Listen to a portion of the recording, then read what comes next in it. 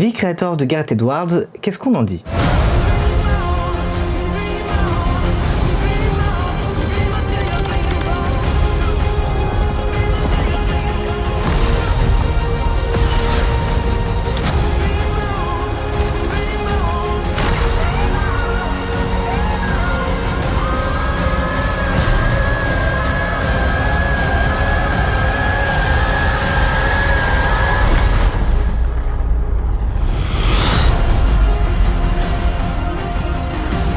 On en a déjà parlé il y a quelques jours, j'attendais ce film avec impatience. Car depuis son premier long en 2010, que je n'ai pas vu et je vais devoir m'y atteler très vite, Gareth Edwards n'avait pu réaliser et écrit dans le même temps un film. Plus encore, Godzilla Rogue One faisait partie d'immenses machines, d'immenses productions, dans d'énormes sagas. Là où V Creator est un film qui fonctionne seul, qui n'appelle pas ou qui n'a pas besoin de suite ou de préquel. Il a quand même trouvé 70 millions de dollars pour son long métrage, là où pour son premier il en avait 500 000. Et pourtant avec cet argent, Gareth Edwards, ou plutôt ses directeurs de la photographie, ont fait un choix particulier, celui de filmer la majorité du film avec une Sony FX3 qui vaut dans les 5000 $, l'équivalent de la caméra avec laquelle je filme actuellement. Bon, avec dessus des optiques qui valent une blinde, les Orion Atlas anamorphiques. Avec en plus un ratio très large, le 2,76, qui confère à l'image cette petite gueule vraiment classe. Ça et des lumières irréprochables et des effets visuels du plus bel effet. Mais est-ce que le reste suit? J'aime bien faire les choses dans l'ordre, mais là je dois bien commencer par parler de la prestation absolument exceptionnelle de Madeleine Yuna-Voice qui crève juste l'écran à seulement 9 ans. Je me demande comment c'est possible à cet âge-là d'avoir non seulement un jeu aussi juste, mais surtout aussi profond et percutant. Elle est juste exceptionnelle et j'espère qu'on la reverra très vite dans un autre rôle,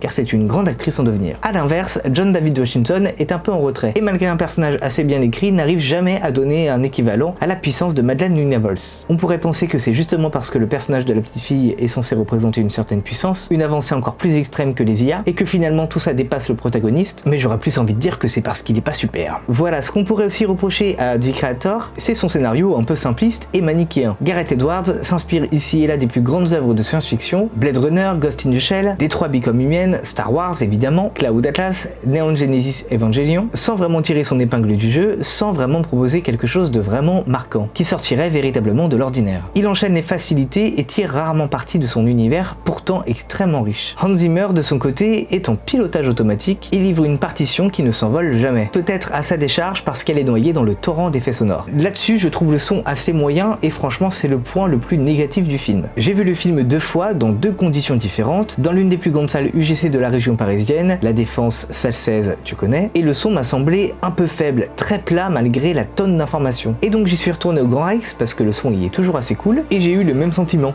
un manque de puissance, de sons qui ne se détachent jamais des autres, d'une musique étouffée. C'est dommage. V Creator reste un très bon film de science-fiction qui envoie du très lourd avec une direction artistique irréprochable, une caméra agréablement versatile, mais au scénario un peu fragile et qui manque de moments véritablement forts. Et toi, tu l'as vu? T'en as pensé quoi? Abonne-toi!